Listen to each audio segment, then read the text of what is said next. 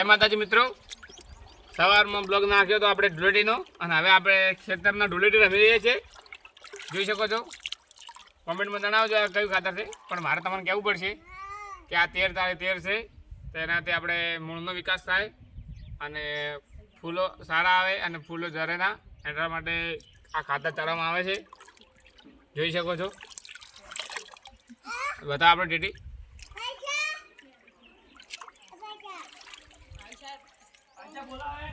અને 2 દિવસ પહેલાં આપણે 1261 ચડાવવામાં આવ્યું હતું અને આજે 1340 મૂકવામાં આવે છે.